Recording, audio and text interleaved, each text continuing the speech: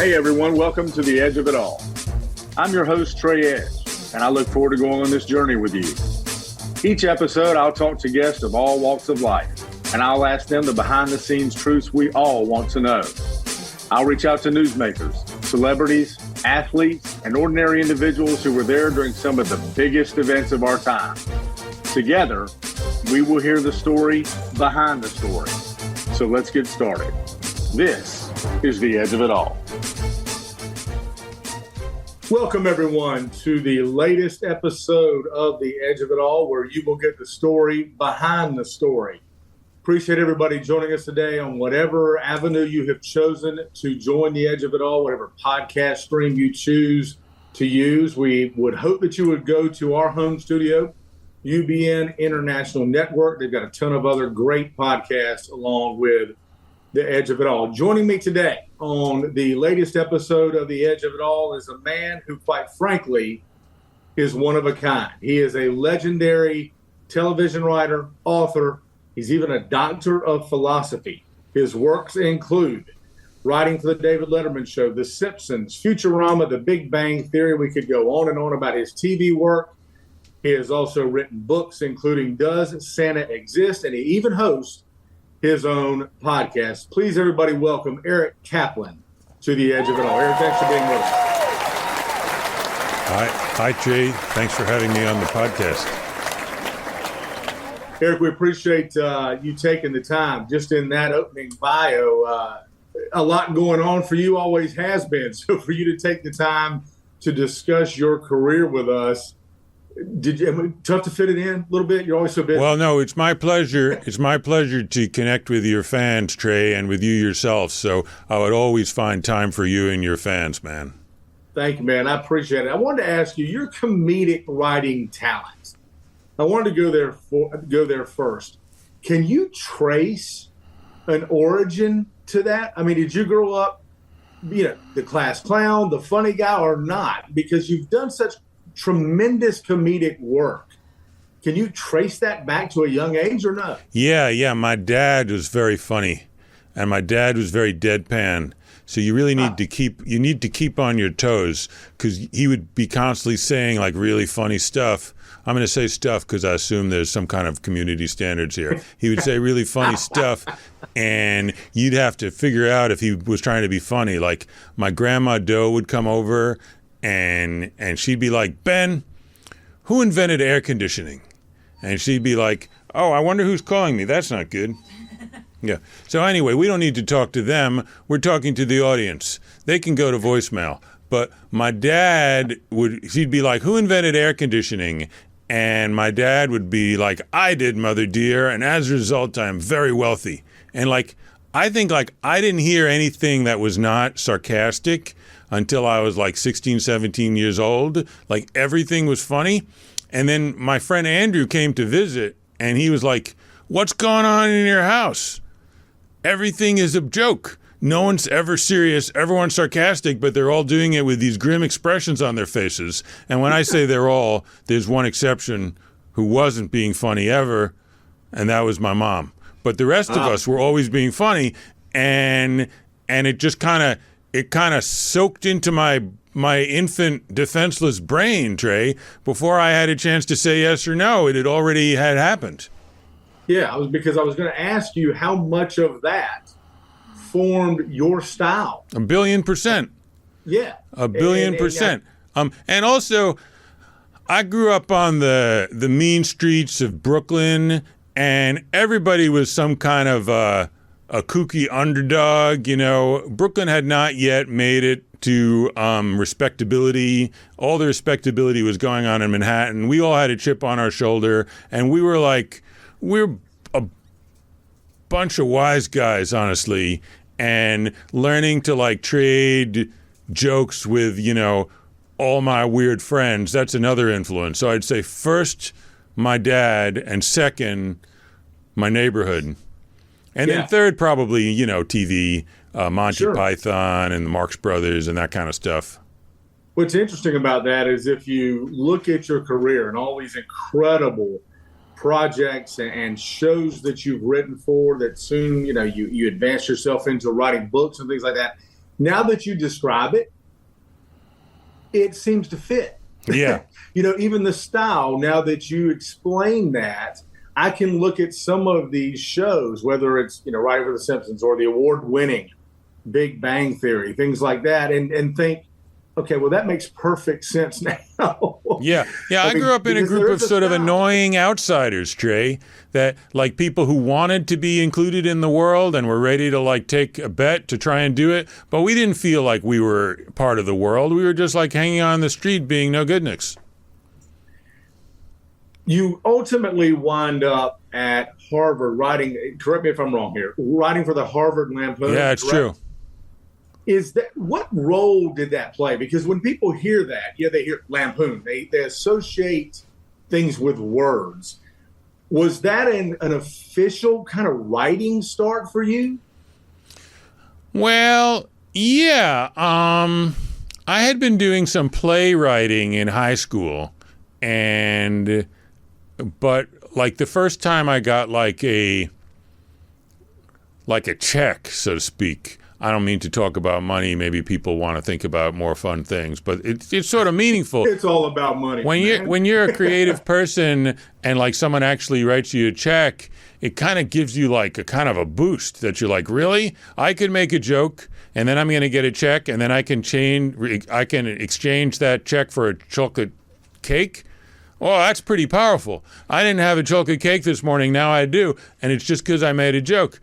So one of the things that happened at the Harvard Lampoon, and I was like not ready for Harvard. I didn't know how to use the knife and fork exactly. Mm-hmm. My mom dressed me really funny. Like she went out to these outlet malls kind of in the middle of Brooklyn where like they had never seen a person before. And I get one of those shirts that had like 3 stripes, like cream, rust, and like mustard. So I was not ready for the Ivy halls of Harvard, but I did get on the literary magazine, the Harvard Lampoon, and actually, so they needed to join, you needed to get a tux. So they took me out to get a tux, and like $100 tux, and I didn't know how to hem a tux, so I stapled it. I stapled the pants cuffs, and it so happened that one of the alums, this cat named Kurt Anderson, he was starting a magazine called Spy Magazine. Oh yeah, and he came and he's like, I want to get the guy who stapled his cuffs to be an intern. He seems like a real weirdo. So he did. So that was my first job. And it also came down to money because I was making $100 a week for Spy Magazine. And I was talking to my brother and he was like, you can make more money as a typist. You can make $11 an hour. And I'm like, that's more. So I went to the Graydon Carter. He went on to like run Vanity Fair. And I'm like, hey, $100 a month, that doesn't seem like a lot. And he's like, you can make more money digging graves. We're giving you a great opportunity. You should take it. And I'm like, yeah, okay. I got beat down by his superior negotiating ability. What's interesting is, in looking back at your career and sharing those stories with us, even before... I want the audience to understand, I'm not dead. I'm not retiring. Yes. The only direction to look at my career is not necessarily back. We could also look forward. Anyway, I was feeling a little insecure there. I want to put that on the table. But anyway, looking back on my career. No, and we are going to absolutely talk about what you're doing now and what you're going to be doing. I just love going back and seeing these formations of how people come to be. And the whole thing about this show is the story behind the story. Right. So you're sort of like a paleontologist. Like you want to be like, before it was a horse, it was this kind of weird dog with 3 toes. And then as the time passed, it got 2 toes, 1 toes. Now it's a horse. I don't mean to put words in your mouth. I can honestly say I've been called a lot of things, never a paleontologist. So that's original. Before you got into professional writing, though, I want to just ask you about an experience in your life where you went to Thailand to teach English. Oh, that's true, man. Yeah, what made you do that? And this is a wild story. So I was always into philosophy, and I was reading philosophy ever since I was a little kid, like 11, 12. I was reading Descartes and Plato and Berkeley and Kant. So I was reading all these philosophers, and I even got not a job, but like I was an intern. No, I was a tour guide at this place called the Museum of Philosophy. But then somebody said to me once, hang on, why aren't you studying philosophy from other civilizations? Why are you only studying European philosophy? And I was like, yeah, that's a good question. How come I'm not studying philosophy from other civilizations? So when I was at Harvard, I said to the philosophy department, what if I get to study philosophy from other civilizations? And they said, no. So I'm like, okay. So then I went to the comparative religion department, and I said, what if I study Western philosophy and Buddhist philosophy? And they said, come on over. That sounds fun. Do it. So I became a comparative religion major, and my specialty was Buddhist philosophy. But wow. I was thinking, I really need to hang out with some actual Buddhists to know what this really means in practice. Otherwise, I'm like reading cookbooks and I'm never stepping into the kitchen. And that doesn't make any sense, does it? No. So I went and I became an English teacher in Thailand, and then I became a Buddhist monk because I was going to the local temple, and I met a guy who I really liked. His name was Pra Chaloa, and he was like, you know, if you really want to study Buddhist philosophy, why don't you become a monk? And I'm like, well, I don't want to I'm going to have kids someday. I don't want to be a tourist of your culture. And he's like, no, come on. Because in our culture, temporary monkhood is a thing. And they all do it. And they sort of feel like if you're a monk for a little bit, you'll be more likely to life can be tempting, Trey. You admit that, right? Sure. Oh, yeah, absolutely. Life can be tempting, and you'll be more likely to not capsize the boat as the waves of lust and anger and ignorance barrel their way through your life if you have a little experience. So I became a Buddhist monk, and I was studying Buddhism in Thailand, and I think that's the answer to your question. I kind of got so entranced with the sound of my own voice, I forgot what the question was. No, you answered it perfectly.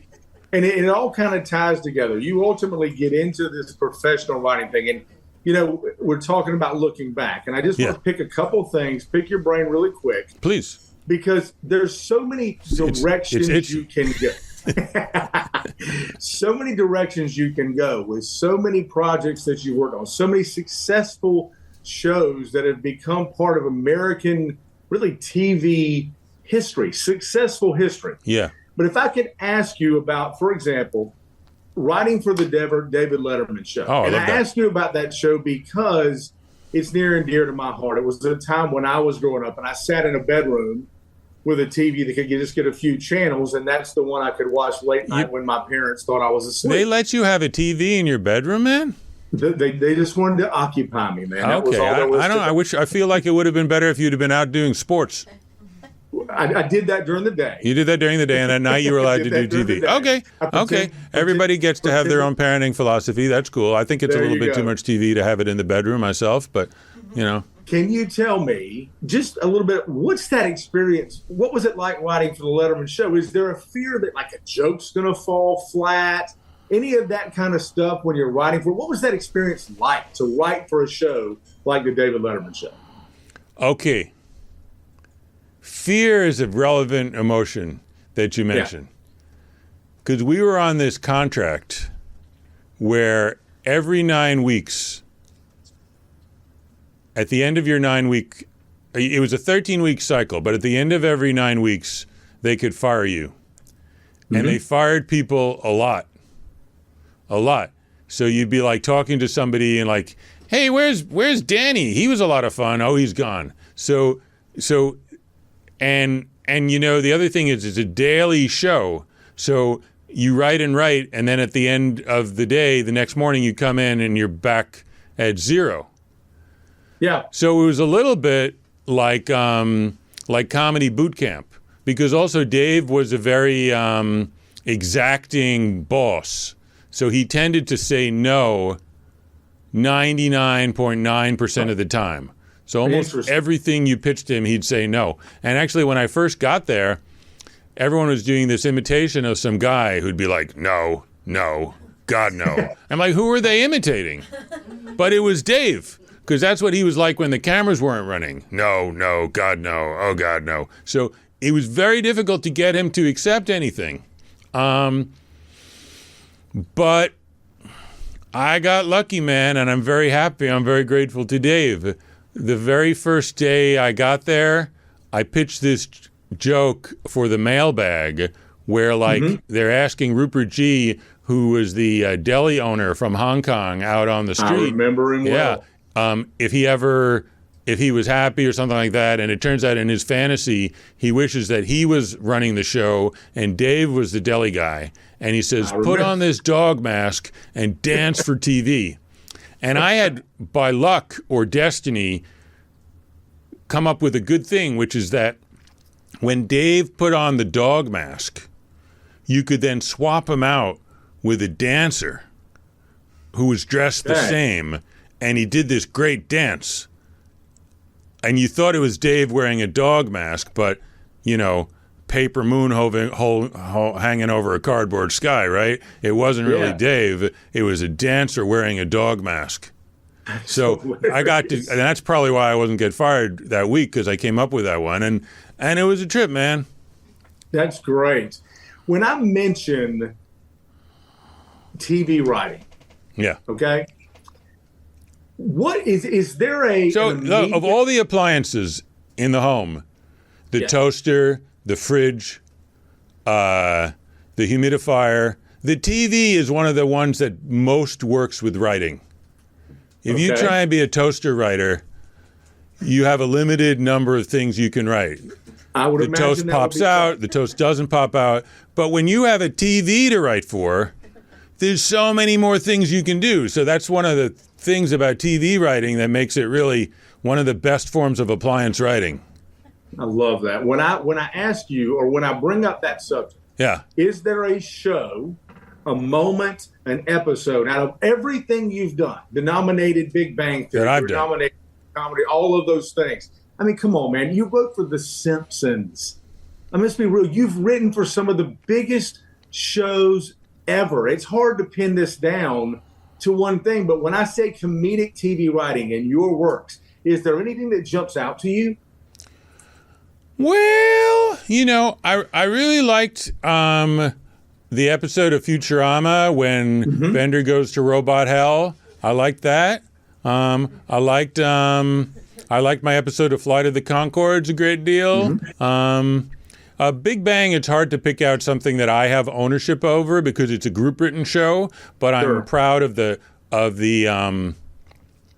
you know, the body of work, like the characters that were created, because one of the things like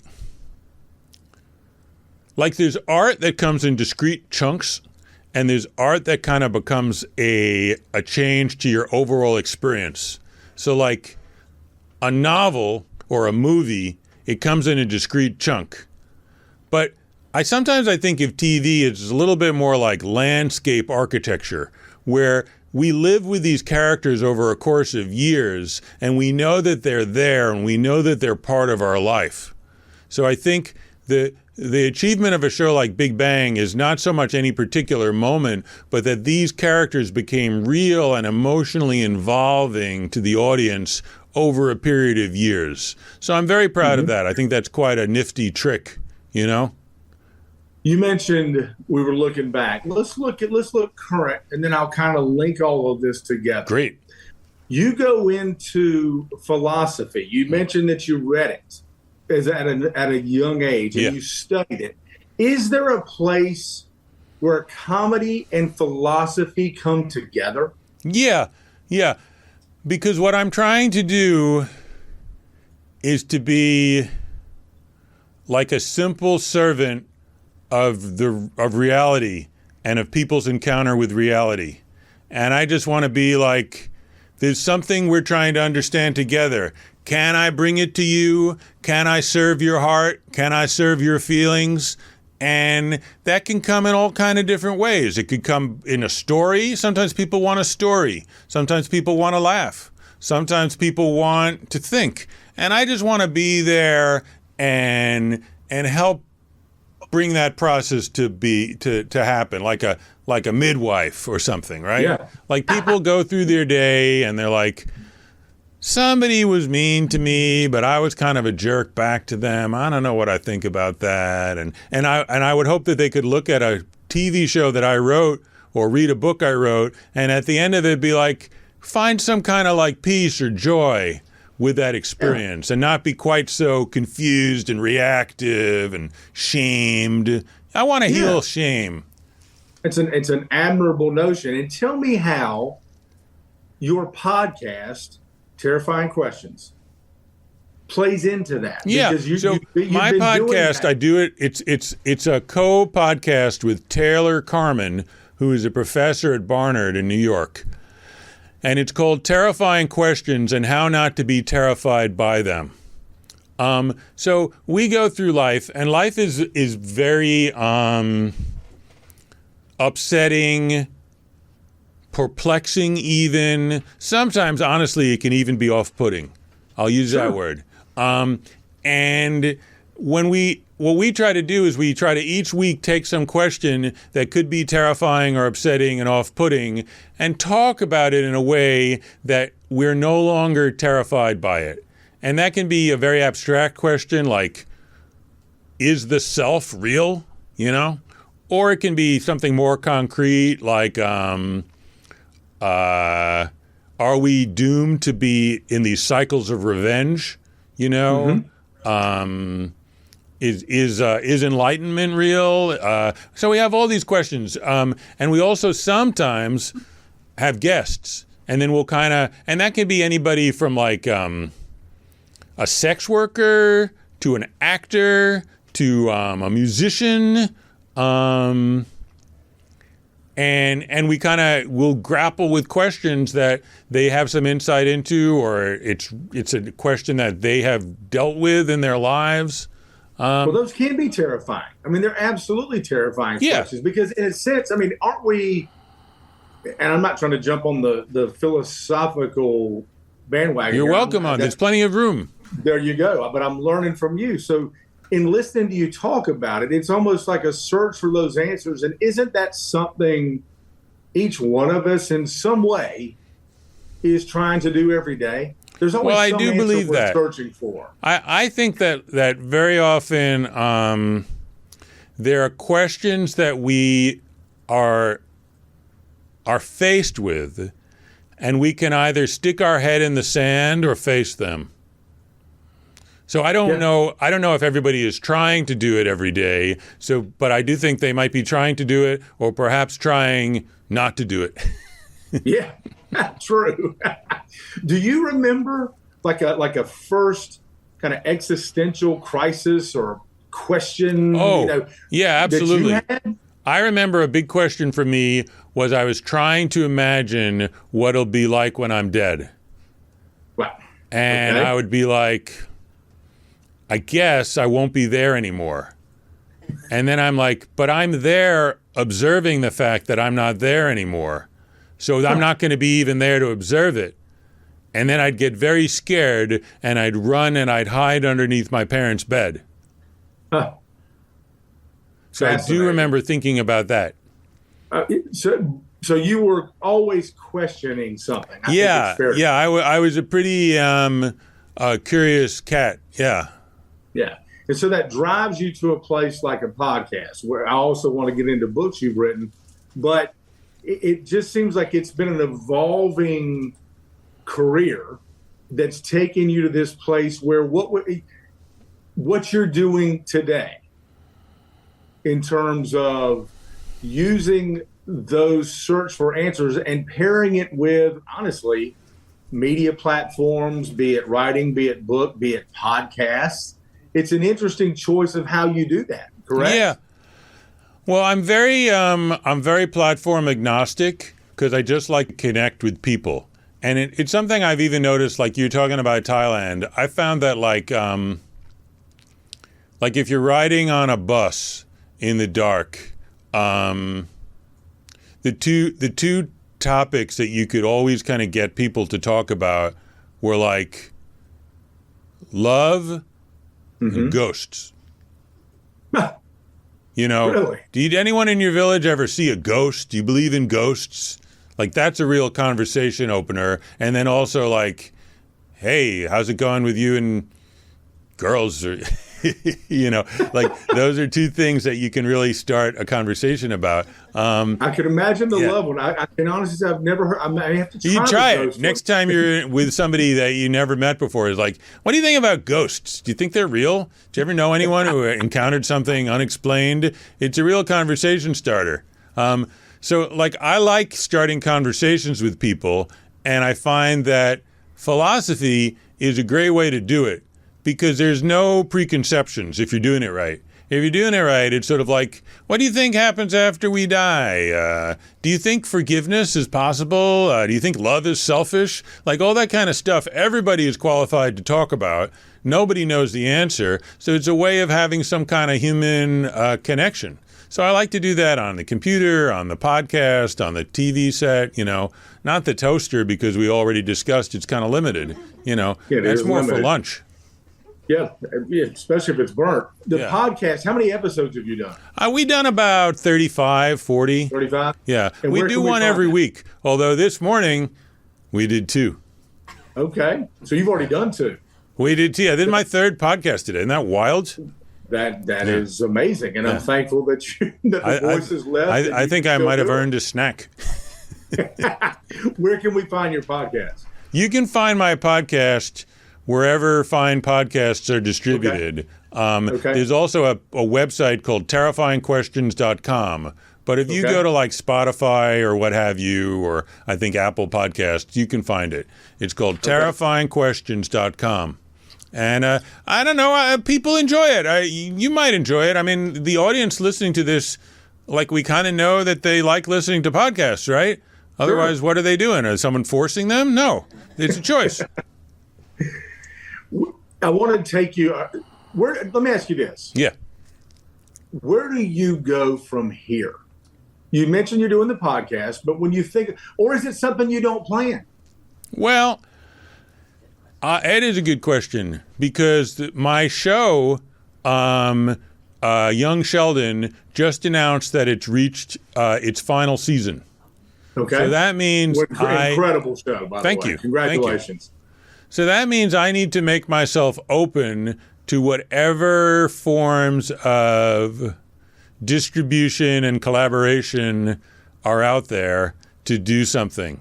Okay. And I think like the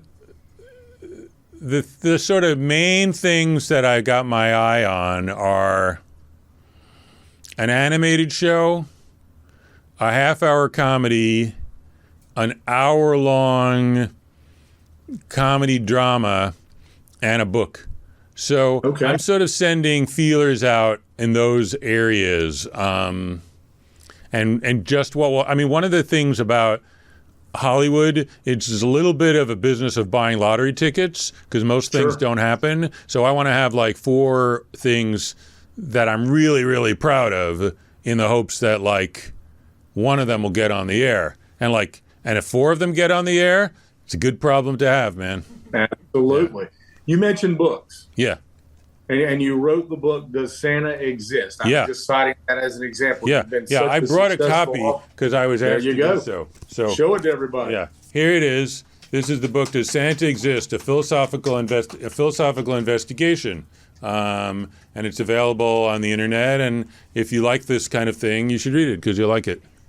What I want to ask you, it's a very simplistic question from my side. Yeah. But already talking to you, we know things have deeper meaning, and we know everything you do has a philosophical bent to it. And a comedic bent, sure, but there's more to it than that. So when someone looks at the book and says, Does Santa exist? On its face, it seems like a very simple subject matter. He does or he doesn't. You believe it or you don't. But what was your goal in writing the book, and what is it you want people to take away from it? Yeah, the goal was sort of writing about, like, the question, does God exist, in a way that wouldn't make people mad. Okay. Because I think there are these very deep, important questions about life, and people tend to get mad about them and to sort of end up engaged in some kind of a holy war. You know, the people who believe in God versus the atheists. And I really strongly believe that both sides are right. So it's a way for me to kind of lower the anger, Kind of lower the anger level, so that people yeah. can have a conversation about how certain ideas can be a part of our lives and have limitations, but still be important to us. So that's what I'm talking about with Santa. But I mean, honestly, it could be almost about any idea or belief that you're both drawn to and not drawn to, like love or democracy. There's all these things that when we think of what we feel about them, we love them, but we're afraid of them. Like, that sounds great. I'm not sure if it's true. So it's about these, the role of paradox in our belief systems, man. Yeah. People are, but it's got jokes in it. It's got cartoons. You know, well, it's not just full of me on a soapbox lecturing you about paradoxes. No, and that's what I wanted to bring up about it. It's pretty fun. Yeah, I read reviews of it. What? And I read reviews of the book. Oh. And some of the reviews I read, absolutely, you read my mind there, had to do with the fact some people called it one of the funniest books they've ever read. Cool. So I didn't want people to get the wrong idea that it was just, you know, somebody preaching to them about. No, it's not a lot of preaching. It's not a lot of lecturing. Yeah. I despise but that. It's fun. And somehow comedy always works its way into even a philosophy discussion. Yeah. And I would ask you, is that a tool, a conscious tool, or is it an unconscious tool to put people more at ease with the conversation? Oh, I think it's a way to put people at ease with the conversation. And it's also a way to kind of let in different perspectives, because I think comedy kind of lets you see both sides of life in a way that maybe, like, when we're in like a more strict like school way, we're like, I need to get all the answers. But then it's like, you know, can you make a sandwich out of a piano? Like, you might say, absolutely not. Absolutely not. You cannot make a sandwich out of a piano. Ham, sure. Bologna, absolutely. Piano, no. But then I'll say, what if you're a termite? What if you eat wood? Then maybe you could make a sandwich out of a piano. So then you ask this question, can you make a sandwich out of a piano? The straight answer is no. But the funny answer is maybe, yeah. Yeah, I love it. And that's, I think, in looking at everything you've done, it's coming from, it's a joke at times. It's a philosophy at times. It's coming at it from just a different viewpoint. Yeah. And I think if I had to describe you to other people doing this interview, or pick me out of a lineup, that's what I would say. And I think, is that something you can take pride in? Because everybody has goals here. And you mentioned what your goals were. You want to bring something to people, but there's something tangible that you also want to touch. You just mentioned young Sheldon and what you're going to do with that in the next projects. You still want to be successful. Oh, yeah. Yeah. Well, I have this this sick need for validation. So I would like a lot of people to be like, that was good. That was meaningful to me. That changed my life. Yeah, I enjoy that. I don't necessarily think I'd be happy if I just stayed in a cave all day long and meditated. I mean, maybe I would. All right, you convinced me, Trey. Bye. No. Well, no, the solitude of that would be good at times. Right. What are you doing in a cave? Well, I went on this podcast with this dude, Trey, and he kept lambasting me for being too into validation. And I was like, okay, you're right. And I've been in a cave ever since. I drove him into darkness. Yeah. Something for me to be proud of. No, I love caves. I do love caves, but it's hard to have a career if you don't leave your cave. So much of what you've done is in the public square. Yeah.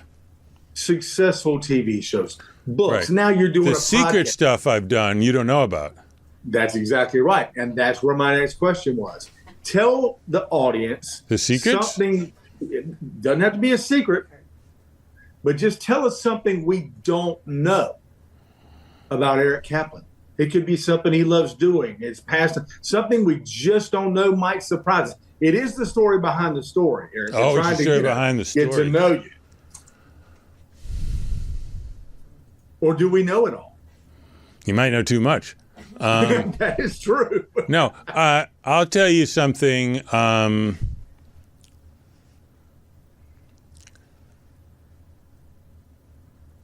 What should I tell you? Oh, okay. I'll tell you something. I'm very interested in going to Cameroon. Okay. And working with the Baka people there, who are also known as the Pygmies, in order to learn their stories. And then I want to take those stories and make cartoons out of the stories, and then take the money and send it back to the communities of the people in Cameroon. Incredible. Because one of the things that I was thinking was, so I took this trip to Peru, and I learned that there were a whole bunch of different kinds of potatoes that were quite delicious and different sizes and different colors. And we only have one kind of potato. And the reason we have that kind of potato is not because it's the most delicious, but because it's the easiest to store and to transport.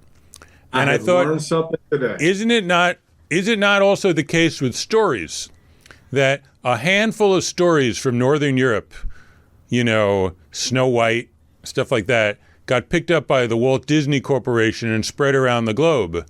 But there's all these other stories from other communities with other lessons. Yeah. I want those stories to get out there, and that's the thing people don't know, that I want to go to Cameroon and work with the Baka people and share their stories through the medium of animation. And then if that gets off the ground, I want to try it in other communities, like both geographically distant ones, but even like the stories of people who work in the Amazon warehouse, Sure. Like just talk with them about their stories, turn those into cartoons and get them out there. Because I feel stories are almost like they're us as a community trying to make sense of our lives. And we need more of them, and we need them coming from different perspectives, not just this top-down distribution that we get from Hollywood. Well, when you do that, Yeah. I want you to come back on and tell us all about that and how that is going. I've got one final question. Okay. What philosophy or advice would you give to young writers today? Well, the philosophy I would give to young writers today is twofold. One is, find the thing in your life that's bugging you and that you don't quite understand, and write from your need to get your arms around that. Fantastic. And then the other thing I would say is, whatever kind of person you find you cannot sympathize with or you cannot write from their point of view, start meeting that kind of person and writing from their point of view. Stretch your empathy muscle. So it's two pieces of advice. That is fantastic. And you have certainly done that. And look, we could talk for hours. I'd love to have you back on. It also strikes me when you told me, and I'll close with this, when you talked about going to Cameroon, we talk about philosophy, we've talked about comedy, what you're doing on the podcast. It just seems like it's an effort to always keep learning. Is that fair? Yeah. I'm always learning. I'm always like for me to have Amazon in my house is like having a slot machine. Like I'm always wasting money buying books. Love it. Where do you want people to go see what you're doing? Tune in. We mentioned the podcast. They can go see the podcast. Well, I think that's the main thing right now. Go Okay. and listen to the podcast. And then obviously put a Google alert on your phone for Eric Kaplan so you're constantly going to learn if I'm doing anything new. But right now it's the podcast. The podcast. And if we could have one final thought for our audience from Eric Kaplan today, what would that be? From me, not quoting anybody From you. else, just from me. Just from you. I think, if you will find, if you figure out any way to lower your defensiveness, that the world goes from black and white to color, because it's our defensiveness that makes the world seem less beautiful. So if you can lower your defensiveness, suddenly people, animals, plants, weather, it just comes alive in a beautiful way. We should put that in a frame somewhere. Just frame that saying. Eric Kaplan, right at the bottom. Yeah. Eric, we appreciate Put that in the Trey Edge shop. We can do that. Yeah. It's a small shop. Plenty of room for it, though. Eric, we appreciate you, man. And listen, everybody who's listening, go watch these shows that Eric has worked on. You know, we've mentioned them all. Just Google him. It'll all come up. Big Bang, Young Sheldon, mention Futurama. Oh, Drinky Crow Show. Look at the Drinky Crow Show, people. Do that, too. And just get a good laugh. And if you want to get his books, Does Santa Exist? If you want to dive into the mind, if you dare, of Eric Kaplan, do all of that. Listen to his podcast. Again, Terrifying Questions, the title of it. You know, just support Eric. It's a unique mind. And Eric, congratulations on what has been just an unbelievably successful career that has not just been funny, but has lent itself to a lot of laughter, a lot of happiness, and a lot of deep thought as well in American homes. We appreciate your time today. Well, thanks so much for having me. And audience, thanks for your time as well. Thank you, Eric. That'll wrap it up for this episode of The Edge of It All. Be sure to listen to us on UBN Go International Network or wherever you like to go listen to your podcast. You can find us there, like Eric said, Spotify, Apple, iHeart, you name it. We're there. We're even on YouTube. We're also all across social media. Please like, follow, and subscribe. Thanks again to Eric Kaplan for coming on the show today, sharing his story and the incredible ride that his career has been and will continue to be. Thank you to everyone for listening to The Edge of It All, the story behind the story. Each episode, a new story with inside scoop you have never heard before. Till next time, everybody.